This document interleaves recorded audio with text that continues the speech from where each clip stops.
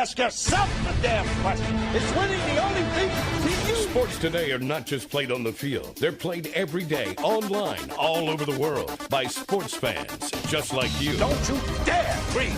That won't get you anywhere. If you don't think you're a winner, you don't belong here. The Star Fantasy League Show puts you in control of your own team. Find out who to sit, who to start, how to play, and have your daily fantasy sports questions answered with your host, Jonathan Sprung, and co-host SFL CEO Zach Stanley and Nick Steblenko. The Star Fantasy League Show is on the air now.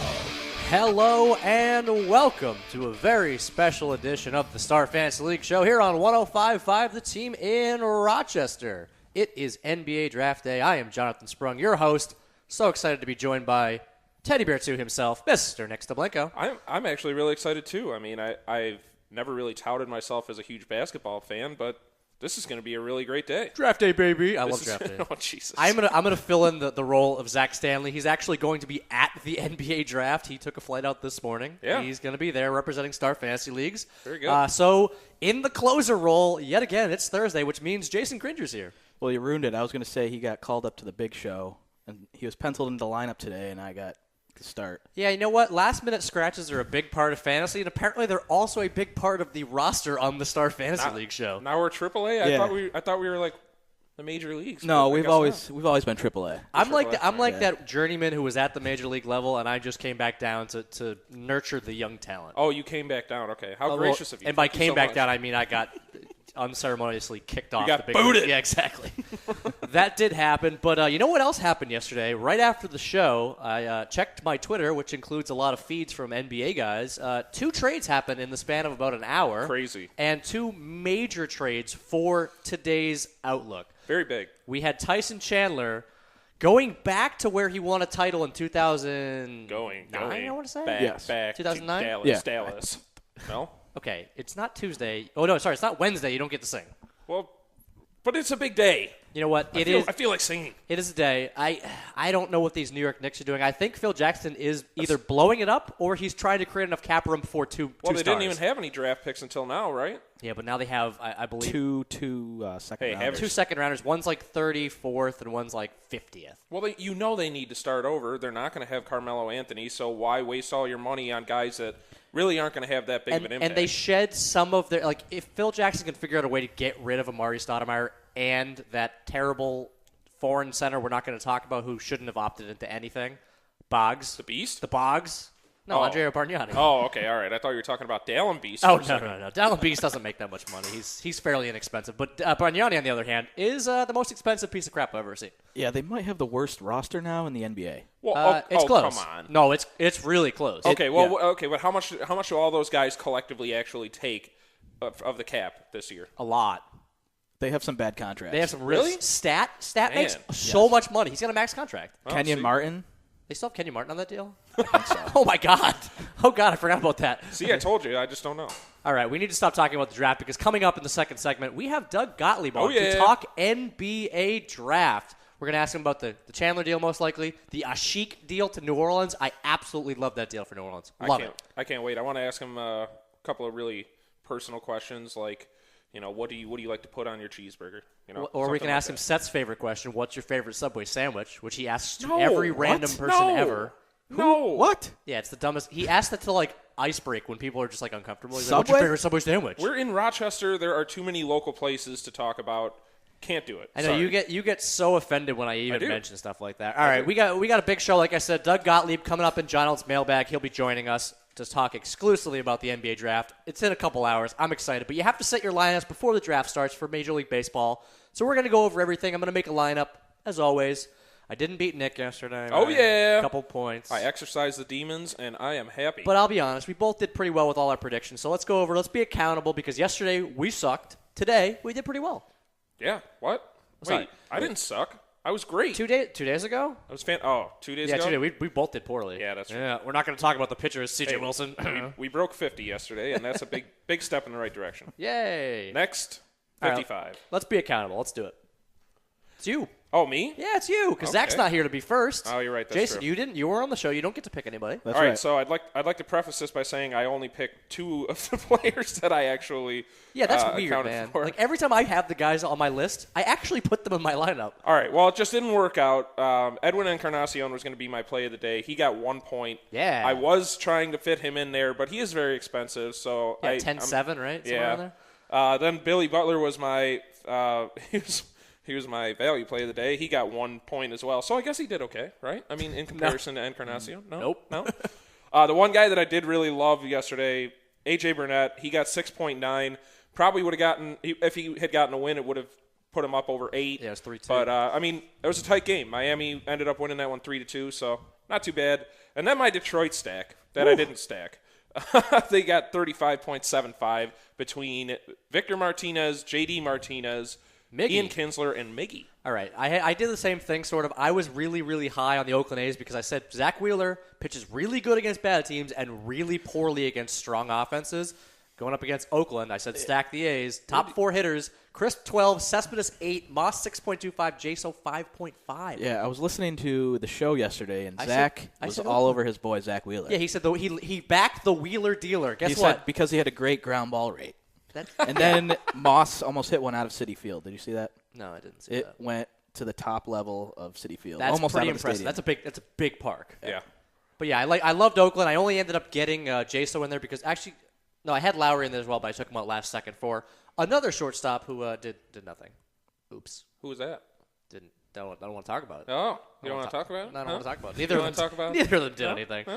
All right, so my top play was Miggy Cabrera, 6.5. Colin McHugh, actually, he was my top pitcher. Got me 8.1 points. I said I needed 8 out of my top 2 pitchers. Iwakuma.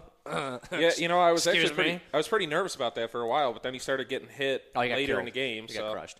Then Adam Dunn was my value, 1.25. Didn't get it done, but I feel more confident about my lineup today. So let's not dwell on it. It's a new day. Let's just get straight to the you feel lineup. confident, so it's going to fail? Is that the way it goes? Let's get to it. Let's do this. Time for your Star Fantasy Leagues MLB Fantasy Lineup Breakdown. Nick apparently is in the mood to just slam me because he won 1 out of the last 5. Don't I get 2? I mean, I get 1. Yeah. Throw him a little bone. Throw me a I'm bone. not throwing anybody a bone. All right, we need to get my lineup on StarFantasyLeagues.com for Thursday. It's draft day. I don't care about lineups today, so I just made this one at 8 seconds. That's not true at all. We did so much research for this. I can't even lie and say that we didn't do any, right? Not allowed to do that? That's what you're paid to do, so. Yeah, that's true. And we did spend an hour on the radio yesterday talking about this set of games, so we can't say we didn't do any research. That's true. Or we could just be like, I like this guy, pointed at a map. Like, I like this guy in San Francisco, Well, sure. sometimes that works in baseball, I guess. You know what? Honestly, it might work. Just throw darts at a board Yeah. and pick. Let's go with Dice K. No, that's Never. bad. That's no, a really no, bad please, dart board. come on. Go for it. No. No, it's a good one. All right, Tell him it's a good one. We have to start Yeah, with it's the pitchers. We mentioned on Wednesday's show that Nick and I are likely going to put the same 3 pitchers in because honestly, on an 8-game slate, I didn't like anybody else. I can guarantee you we're going to put the same 3 pitchers in. Okay, so let's just start out with I have Vance Worley for value. Yep. Pitching for Pittsburgh against 9 Mets, who are struggling. Yeah, and on the is a road, keyword. too. I mean, the past couple of games they were at home, so push them on the road, and maybe we'll see him blank. Yep, and then I'll go with my my number 1 pitcher. I believe you took him as your pitcher of the day. Yep. I wanted to, but you took him first. Cole Hamels. I seen him first. Cole Hamels is on fire. He has a great matchup against Miami at home. I can't see this going anywhere else except for 7 innings, 7 strikeouts, somewhere around there, maybe Complete more. game. What do you mean? Yeah. Okay, sure. Let's just go swing for the fences. Complete game, easy. Isn't No that big what you're deal. supposed to do in baseball? Swing for the fences? Swing Yes. for the fences. Yes, you are. Yeah. And then my last pitcher, who's actually my play of the day, Dougie Fister. Yeah, I love that one, too. Chicago Cubs. You can pick against them any night. You know, every once in a while they're going to find an Easter egg, but, not tonight. Yeah, we've said it a million times. When they hit, you don't expect it. It's Yeah. either against an ace. I shouldn't. Never mind. I'm not going to talk anymore. Nope. So who else should I pick? Yeah, really. I think I just jinxed Doug. I know he's really not. Is he the ace of that staff now, Doug Fister? No. Strasburg. Oh, yeah. Well, let's be honest. Yeah. He's been pitching better than Strasburg I know. this year. That's what I'm saying. Strasburg got knocked around yesterday in Milwaukee. Yeah, he That's did. what I'm saying. Well, but that's Milwaukee. Yeah. Milwaukee's on fire. They're a top 5 offense right now. I don't know. I mean, I'm kind of falling off the Strasburg train, though, a little bit because Zach pointed it out one day. He gets like Six innings? He's a That's six-inning it? king. Well, you usually only want to start him when he's pitching at home. Yep. All right. All right, I got to get to my lineup. I went stack heavy on that team you just mentioned, Milwaukee Brewers. Love them. Yeah. Love them. That's a good one. Who do you got? I went really cheap here. I'm assuming Lucroy will play, so I'll throw Luke. Again, you have 2 hours to make sure your lineups are set. They have the right players in. But I got Lucroy. I got Ricky Weeks, hopefully leading off for this team. They've been putting Gennett or Weeks at the top of the lineup. Yeah, he should be, especially when there's a lefty. Yep. In the Segura at shortstop. I'm trying to get as much value out of this because I put some big bats. And then Chris Davis, who's my play of the day. I don't know. Segura's been He's been missing during this big hot streak, hasn't he? But I figured this is going up against the lefty. This is probably as best a chance as I can get him in. You didn't put Aramis in?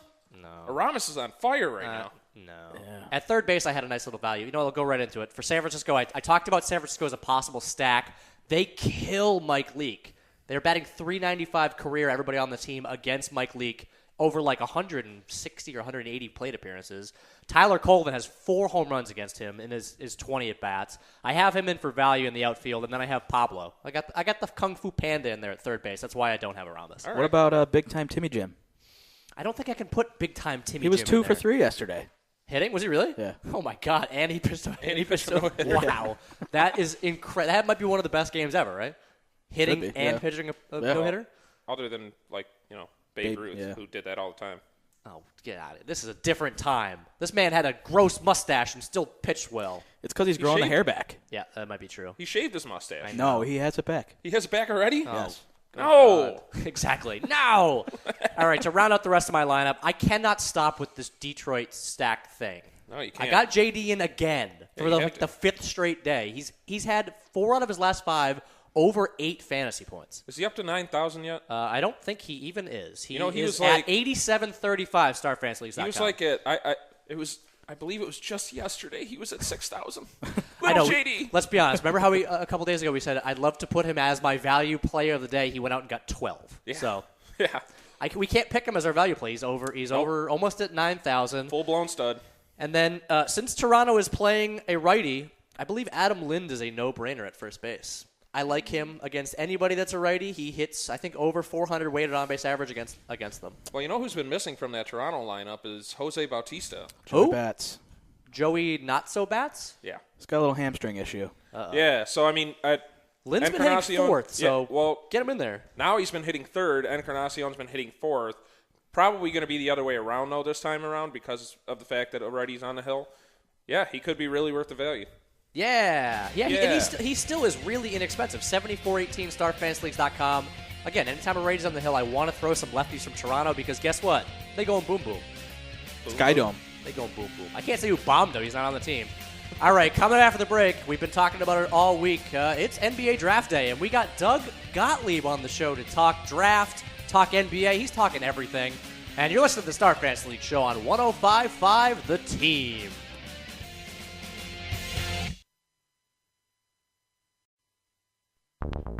The Star Fantasy League Show. Information is key to being a successful fantasy team owner, and the guys have all the updated info you need right now. Okay, fantasy sports fans. There's a letter in your mailbox. Time to dig into Donald's mailbag for your questions and comments. Read the mail, read the mail, read the mail. Jump in the game. Send your questions and comments to the Star Fantasy League's team by tweeting at SFL Show. We are back on the Star Fantasy League show, and we are in Donald's mailbag, but we have a very special guest joining us on NBA Draft Thursday. He is a CBS sports personality, an NCAA and NBA guru. We have Doug Gottlieb on the line. How's it going, Doug? It's good, man. It's a pretty good sports day, huh? I've never said I'm looking forward to a soccer game before, but I'm looking forward to a soccer game. Yeah, that is something. The whole U.S. of A. is looking forward to some soccer going on. But honestly, the NBA draft is one of my favorite days of the year. I'm a huge NBA fan. We just love it. We're a fantasy company. Sports is our thing. But we are here in Rochester, New York, so obviously we are Syracuse basketball fans. And today's draft has some intrigue for Syracuse. We got 3 guys that could potentially be drafted. I just wanted to get your thoughts on how you think this is going to kind of go for Syracuse in general, with Fair going, possibly Ennis up top, and then Jeremy Grant as well. Okay, so let's. Who do you want to start with? Let's start with Tyler Ennis, since he was supposedly going somewhere between, I saw anywhere from like 15 to 20, and it looks like he's been sliding.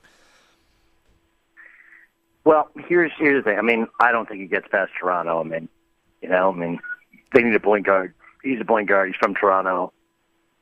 He's not a great athlete. He's not a great shooter. I don't think he's as good as Shabazz Napier. He's obviously younger than Shabazz Napier right now. And athletically, he's at a position. There are positions which you can get away with not being a blazer, not being a guy who blows by people. But point guard's a hard one. And I think people fear you get out of the island. Remember, the NBA game is this weirdly officiated thing where out guarding Chris Paul, you can't put a hand on him. You can't steer a guy. In the low post, you can like two-hand shove somebody. They don't call anything. So it's different based on position. I think people fear, can he guard anybody? Can he keep somebody in front? Can he get by anybody? Can he make enough shots? So the worry is that he might be a bit of a turnstile, right? A turnstile at the NBA level? Yeah, I don't know if he's a turnstile. I do know that it's one of the things that Syracuse guys struggle with is they never played man-to-man before, yeah, and before that he played AAU ball. How do you know when you're watching somebody in Jim Boeheim's zone system? How do you know at the level how that's going to translate? You can't just go play man-man defense. Like it's a big transition. It's not just that. It's also, sometimes you don't know, but sometimes it's also about just watching a guy slide.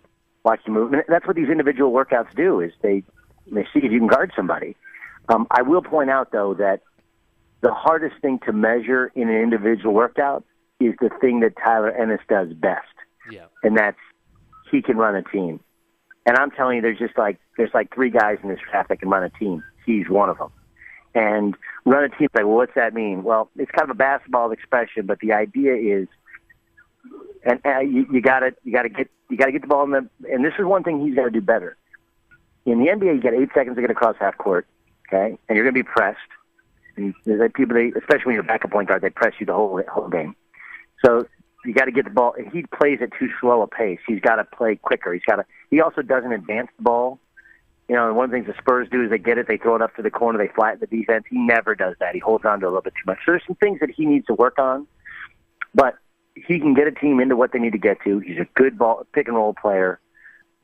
He doesn't get rattled by the pressure situations. He played basically without a true low post threat, I think he'd be a good post feeder. I think he's good to just put him on a team of veterans, guys that can play, and say, hey, run my team. And I think you got to teach him to play defense and to force guys in the spots that he's not comfortable in. And I think he'll be good. I like him more than others do. And I think part of the draft process that's flawed is you're doing 1-on-1, 2-on-2, 3-on-3. That's not where you see where Tyler Ennis is special. You see when it's 5-on-5.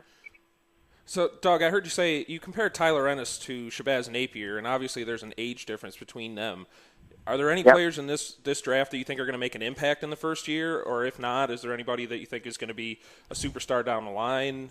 Anybody that we should keep an eye on like that? Yeah. But I do think sometimes we look, I think Aaron Gordon's a perfect example. Can't shoot, no position.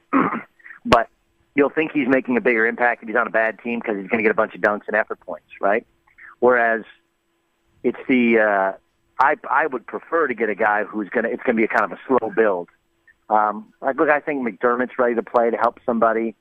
I think Stauskas can make shots. He's very slight, so I don't know defensively, but I think he can help somebody. I think Marcus Smart will be good immediately, even though he's not a very good shooter. I think Julius Randle I don't understand the guys saying take Noah Vonleh ahead of Julius Randle. That's nuts. In a basketball game, you take Julius Randle. I walk into a gym. If I walk into a gym right now, look, I don't know how bad the foot is with Julius Randle, but if I walk into a gym right now and I want to win and I want to stay on the court, right? That's the whole thing. Like, I don't know if you guys play pickup ball. Oh yeah. And there's a bunch of guys that walk in and you have next game. If I want to stay on the court, Julius Randle's the first guy I pick. Wow. Now, he's not the best player in this draft, okay? And I think Parker would probably be the second guy I pick right now. But Julius Randle's he's an animal. Gets rebounds, gets buckets. Now he's not Zach Randolph because he's left-handed and black. He's David Lee. everything he does has to be facing the basket, going towards the basket. He's going to be a better shooter. I think he'll be a better defender than David Lee, although that's not really saying the chair I'm sitting in is a better defender. Yeah, exactly. Did he work out against a chair? That's the question. So I like Julius Randle. But then if you're going prospect, Embiid is the best prospect. It's buying Joel Embiid, I fear is like buying a Jaguar. And I'm not talking the animal Jaguar. I'm talking about like a car Jaguar. Exactly. I know cars, and I know exactly where you're going with that. Okay, it's like, man, looks good. It's gonna be fun to drive, but at some point you're like, I know this is going to break down. I know this is a bad purchase. It looks better on the side of the road than it does driving. That's the problem with the Jaguar. It's on the side of the road a lot. Yes. Well, they spend more time in the shop than they are on the road. Correct. Range Rover also works. I think I wrote a thing today where it can be a Range Rover also works. Like, I get it. Yep. Anyway, you did mention. I like Embiid. I would take Embiid one. Yeah, you did mention Marcus Smart. Obviously, you're an Oklahoma State guy. You have pretty much all the assist records there. How do you feel he's going to pan out? And did you kind of pay special attention since he's kind of you? He's an Oklahoma State point guard who's gaining some national notoriety. Yeah, you're going to say Oklahoma State guard who can't shoot. No, I really could shoot. It's a high percentage. I think it'll be good. I think he's somewhere in between Jarrett Jack and Dwayne Wade in that no position. He's a great competitor. I mean, the Texas Tech thing, Yeah, I was going to say, do you think his character plays any role in that? No, I think actually his character is kind of his strength for most people. I'll just here's what Oklahoma State basketball was a mess when he got there. I mean, just a mess. Terrible atmosphere, not competitive, couldn't win on the road, didn't have great practice habits. Travis didn't change. Marcus Smart came in, he and his buddy Phil Forte, and they're workers. They're workers, and they get in every day and grind and compete. I think he's in a similar sense to Julius Randle and to maybe to Aaron Gordon, where the best thing they bring to the table is they're competitive. And he's a very good athlete too, and he's football strong. And in an NBA where sometimes you don't know, if you go in the locker room after a game, you can't tell if a team won or lost, where, guys just maybe don't have the gas in the tank to bring it every night. This guy brings it every night. I don't think he'll be a superstar, but I think he'll be a damn good NBA player. Yeah, so for best case scenario for him as a person, where do you think he should get drafted? Do you think it should be to a contending team a little bit later on, maybe somebody that moves down to grab him, or do you think if he's on one of these teams that's rebuilding that's the best situation for him? Well, I don't think it depends on – I think he'd be great with the Lakers, and here's why. I think Kobe would love him, and Kobe can shoot and space the floor, and Kobe would just like his tenacity. I think it's more about the guys you surround him with. You got to surround him with shooting because he's not a shooter. You got to be willing to play him at both positions because he's not really a point, not really a two. And but I do think he's a bit of a culture changer. I think somewhere in that middle of the first round. It's funny. It's like if you want to point out that he's not a good shooter, that's fine. But I mean, how many of these guys are? I mean, outside of McDermott and Stauskas, Dante Exum can't shoot. Julius Randle didn't make a high percentage. Noah Vonleh, people are like, oh, he made 48% of his threes. Like, he made like 5. Yeah, I was saying he took 5. That's probably why he has such a great percentage. Right, exactly. So I think he's going to be good. Well, that's definitely. I'm interested in seeing where Marcus Smart goes. He's definitely an interesting prospect. Last question before we get out of here. The number one pick has been. This is the craziest draft I've seen. So many stories, so many teams clearing cap, all these different things going on. Do you think the Cavs actually make this pick? And if they don't, who do you think is going here, and why are they trading up? Because I've never heard so many different proposals for a number one overall pick ever. I think what you do, it's very, very smart business, is you just keep answering the phone. You know that Utah, in the things that are written, Utah Jazz have a chance to draft a Mormon player who played at Duke, and they're coached by a Dookie, and a position of need. They're going to try and move mountains. And there are other teams that also value Wiggins and value others, blah, blah, blah, blah, blah, blah.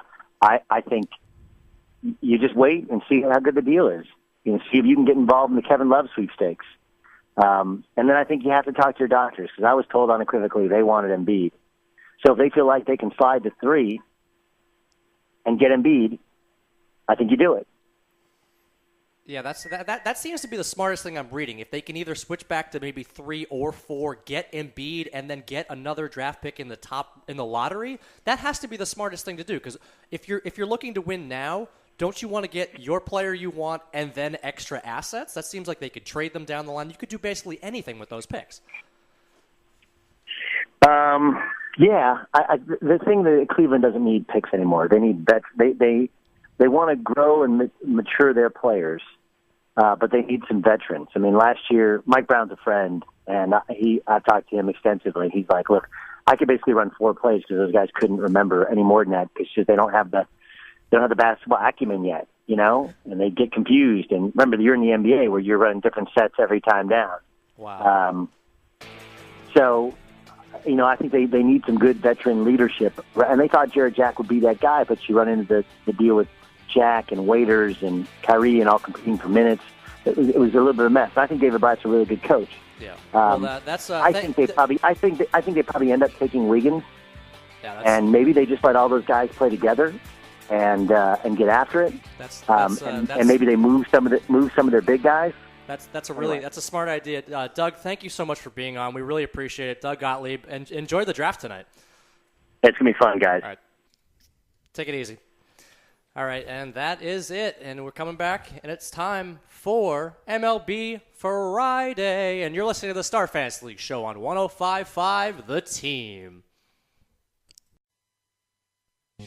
Play fantasy sports for cash prizes. Join the top daily and weekly fantasy leagues in the country at starfantasyleagues.com. Now, back to the Star Fantasy League show with Jonathan, Zach, and Nick. Only on The Team. Welcome back, Zach. No, it's not Zach. Nope. Zach's not here. Nope. Got called up.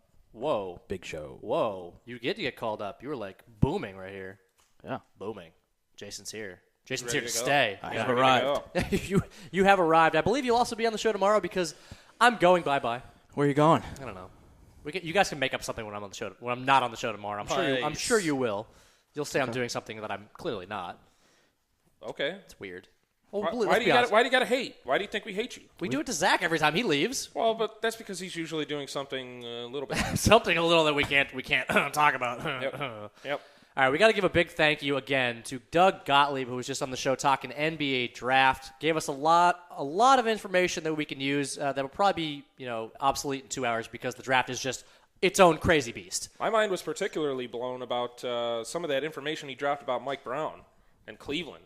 Very interesting. Yeah, that was really interesting. Apparently, Cleveland players don't know how to run plays. But you know what? That was it was spot on because they're a young team. They do need some veteran leadership. I mean, they have some talent on that team. So I thought that was great. And I think that they have a lot of options tonight. They were hoping Jarrett Jack would be that kind of leader offense. He's not that guy. No, he can come off the bench. He can still play the game. He can still run the offense for a shorter amount of time. No, he's not. He's not the first team guy. Not going to happen. They're hoping there's going to be a big-named guy that they'll put in there that'll run the team and get it, in tip-top shape, and he might be named LeBron. I don't think that's going to happen. I know, but wait, didn't you say his name? Are we supposed to do that? That was yesterday. That's not today. We don't have a secret word of the day. Jason, did you listen to that show? I did. Yeah, that was pretty funny. Yes. We got him pretty good. Yeah. He wouldn't say it in the first segment of the show. I thought he was on to us because he kept saying Bron and refused to say his full name. I was like, we're going to have to. I thought that was actually a Bronimal? Oh, yeah. Did you really just say Bronimal? I'm not going to allow you to say this ever again. No. Bronimal. That's. Tell him. Wow. No, I'm going to allow him to say it. That's fine. Do whatever you want. All right. Again, thank you, Doug Gottlieb. Tweet us at SFL Show if you want to tell us some guests to have in the future because we like having guests now that we have a phone line. It's quite fun. Yeah. I mean, we entered into the 20th century. Yeah, I would say we're in the 18th century. We have phones. Yeah. That was the 19th century. Yes, thank you. It was the 19th century, John? It was a joke. It was un joke. He just doesn't know his history. Listen, you got one joke, okay? I laughed at your joke yesterday. You laughed pretty hard. It's not gonna happen. I don't even remember the joke. We're going to move on. I don't even care what the joke was. It doesn't matter. We don't live in the past. We're not going to be accountable for our joke writing skills. Because I won yesterday. Thank you. All right, so Friday will be a new day again because every day on StarFantasyLeagues.com is a new chance to draft a lineup and test your chops, right? See if you do well. There are so many pitchers that I hate tomorrow. I know. This is one of those weird things. We're going to do pitching tiers only because I'm a little confused at why I hate 90% of the pitchers. Jason, I don't know if you agree with this, but I think it might be Chud Friday. Chud Friday. Yes. We on the Star Fantasy League show, a Chud is a pitcher who is basically not fit to be pitching in the major leagues. Is it only pitchers that are chuds? Yes, because batters can always find a nut, hit against a bad pitcher, all that good stuff. I guess. Why? Who is on your mind? Somebody's on your mind for a Chud batter. Go ahead. I don't have one off the top of my head. Oh, come on. You don't have a Chud of the day? That's horrible. That might be the most horrifying thing you've said. Okay. I'm not going to lie. All right, let's get right to it. On StarFantasyLeagues.com, we split the pitchers up into 3 tiers, 15,000 and up, 10 to 15,000, and 10,000 and under. Usually the 15,000 and up tier is a couple pitchers, and Friday is no different. We have Johnny Cueto, Madison Bumgarner, and Julio Teheran. Right? Does that sound good? Julio, I think, is the number one guy here. Just because the other two guys are facing each other. See, I don't subscribe to this where they're like two elite pitchers are going. You can't think one of them is going to do well because I actually like Bumgarner here. I obviously like Teheran as well, but I'm not going to shy away from Bumgarner. He's been really good lately. Do you like Bumgarner because Cueto is facing San Francisco, or no? I just because San Francisco's offense could be good, or no? I just like Madison Bumgarner at home. Okay. He's been pitching significantly better at home. He just had a pretty good outing against Cincinnati, 10.7 fantasy points. I know that's not exactly what you want to see at 17,000. You'd like to see around closer to 12-ish. Yeah, that's pretty good. I mean, for the price range, obviously, I think Julio is a little bit nicer just because he's around just under 17,000. I mean, but they're only a couple hundred apart. It's not that big of a difference. Cueto this could be a 1-0 game. It could. It could be a 1-0 game. I mean, I think you really could go either way. Cueto, I got to be honest, I thought he was going to fall off a while ago. He's just cruising through this season. And regardless of what Cincinnati's doing on offense, when he goes out there, they always have a chance to win. Yeah, another reason I like Bumgarner is Cincinnati is 27th in the league against lefties. That's something you definitely want to see. I honestly have I've looked at this a million times. I have no idea in what direction I'm going to go when I actually sculpt a lineup on StarFantasyLeagues.com for Friday. Well, I like Julio just because he's going up against Philly. Yeah, that definitely does help. And they are 28th in the majors against right-handed pitching for weighted on-base average. They're at 290, which is not good. Whoa.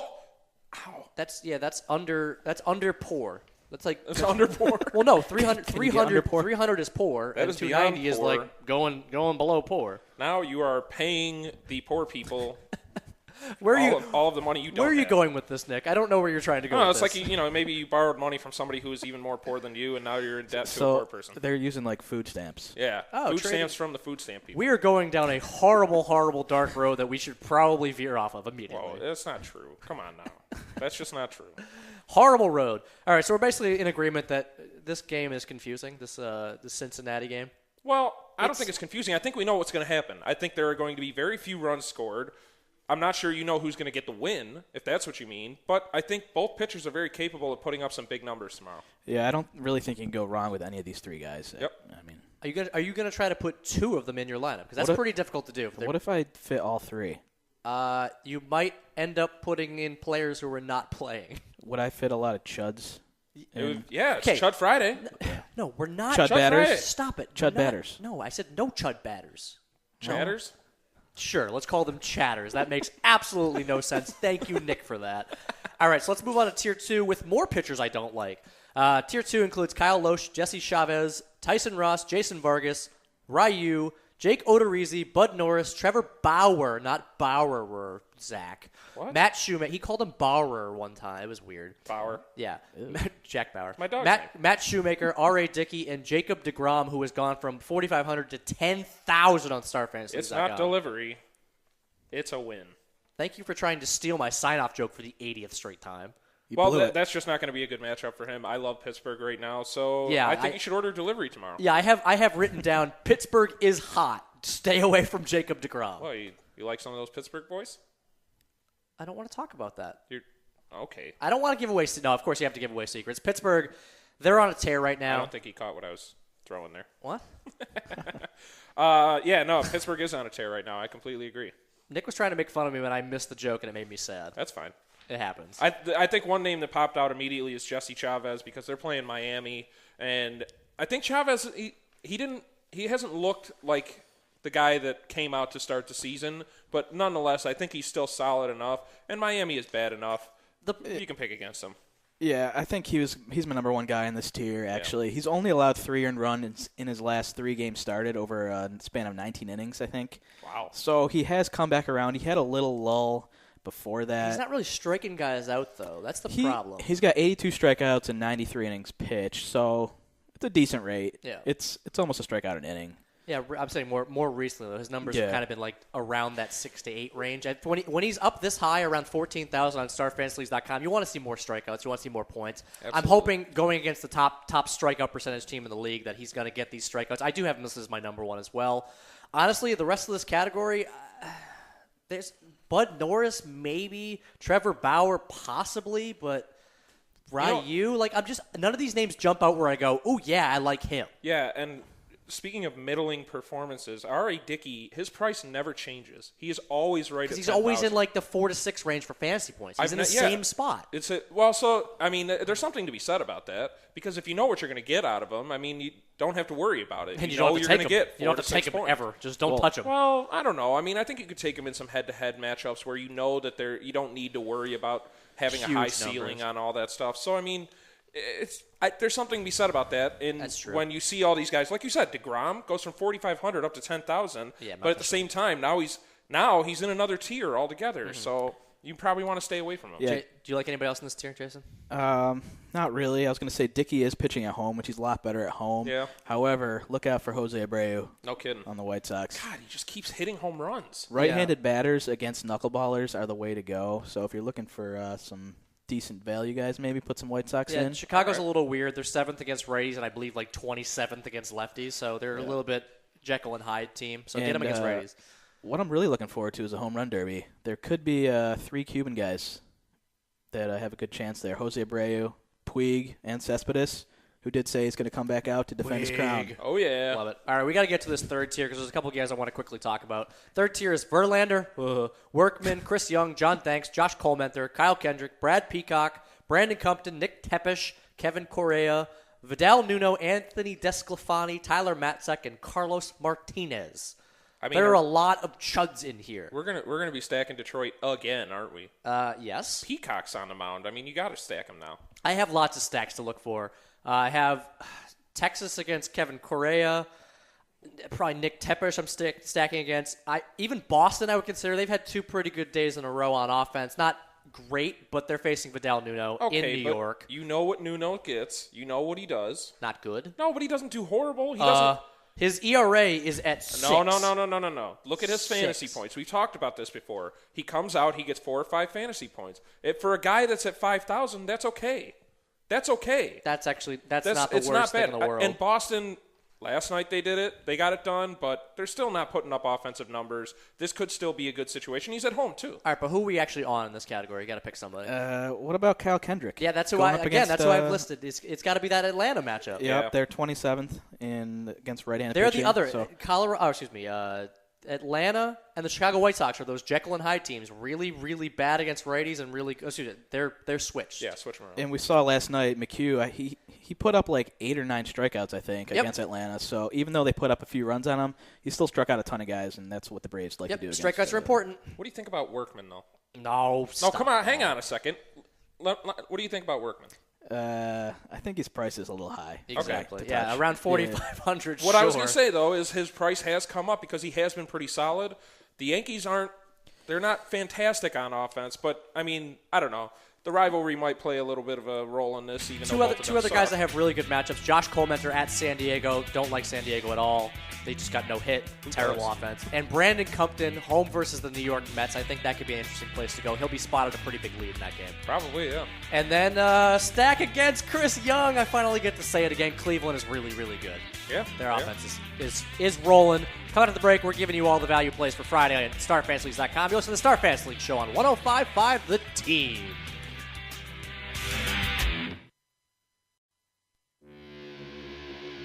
You're listening to the Star Fantasy League Show. Contact the StarFantasyLeagues.com guys via Twitter at SFL Show. Welcome back to the Star Fantasy League Show. It's not singing day. I'm sorry.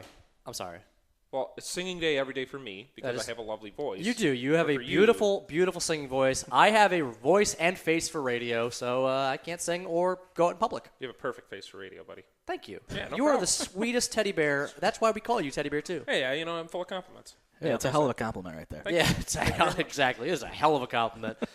Thank you again to Doug Gottlieb for being on the show today, talking NBA draft. It was interesting to hear his insights and apparently his friendship with Mike Brown. That was awesome. That was awesome because now I think we have a really good picture of what's going to happen in the first couple of minutes of the draft. Insanity. That's going to be crazy. We know what's going to happen. Yeah, it's going to be insanity. Yeah, I think we already knew that.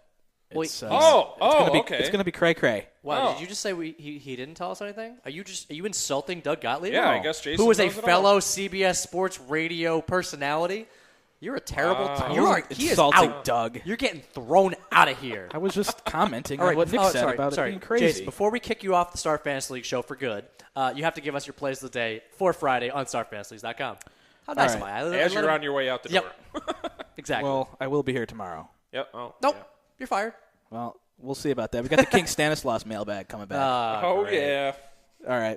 Batter of the day is going to be Evan Longoria for the Tampa Bay Rays. Ooh. At Baltimore. He's only 6,800 now, but in his career against Chris Tillman, he's had 30 plate appearances, 5 home runs, and he's been very solid and consistent in the month of June. Since June 9th, he's only had one game under 1.25 fantasy points and 4 fantasy points in 5 of the last 7. My value play of the day is going to be Deoner Navarro, catcher for the Toronto Blue Jays, up against John Danks. He's had a good career against them, couple home runs, couple doubles. He's had multi-hit games in 3 of his past 5 with a home run, 6 RBI. He's batting 5th or 6th in the lineup. Depends if Joey Bats is in. He could be up to 5th, so it might be a nice play there. I want to know your pitcher. Pitcher is Jesse Chavez. No surprise there for Oakland. Chavez. Of course you go with an Oakland boy. What a surprise. Who are you stacking? Broken record. We're going to the Brewers. I thought you were going to say broken record going with Oakland. Broken record Brewers. Nice. Yeah, I went with Oakland and it worked out for me. So nice. All right, let's go, Nick. All right, I'm going to start with my pitcher, and that's going to be Johnny Cueto. I think he's going to have a fantastic game. It's in San Francisco, so Pitchers Park right there, and he's been surprisingly solid all year long. So I think another strong performance is in line there. Batter of the day, I'm going to go with Miguel Cabrera up against Brad Peacock. Surprise, Cabrera. One of us has said Cabrera every day this week. No, we don't need it to be every surprising. day this week. I mean, the guy's on fire. He hasn't hit a home run. He's been the only Detroit Tiger that hasn't. But he's hit still a home getting run. 5.5, 6.5 without getting a home run. He's been solid. He's always solid. Yep, absolutely. Value play is going to be Endy Chavez for Seattle. He's been leading off, and he's at 3,500 or around the minimum price. So fit him in, and then stack the Detroit Tigers against Brad Peacock. What a surprise! Detroit. It's another thing we just keep on saying over and over on this show. Stack the Detroit Tigers. Do it. I am going for a complete and utter Cleveland apocalypse domination of Chris Young, my ultimate chud. For some reason, he's had a couple good performances here and there, but other than that, he is just atrocious. Normally 5 earned runs in 4 or 5 innings. He's just not he's so good. Tall. Sure, you just got to go straight down. Low ground ball. It's just all terrible. I'm going with Brantley for my play of the day. I'm going with Cleveland for my stack. Michael Bourne for my value. Just all Cleveland all day. And then let's go for Madison Bumgarner for pitcher of the day. I like the opposite. Oh, okay. I do. I like the opposite side of that Johnny Cueto matchup. What? You got a problem? No, I thought you were going to go with Trevor Bauer. No. Cleveland. Shout out to one of my best childhood friends, Seth Farrell. Loves the Cleveland Indians. Loves them. This is his favorite thing in the world. I feel sad for him. Oh, sad for him. It's a heartbreaking city. I don't feel sad for people on StarFantasyLeagues.com getting $5 free by tweeting us at SFL Show. Lots of value. Thousands of dollars guaranteed prize pools. Playing our free rolls. We got them every single day. Win free money. I love it. Get in the game now. It's the best day ever to get in the game. Now. And if it's not delivery, you know what it is, right? You know what it is. No. It's DeGrom. No. Take it easy, guys.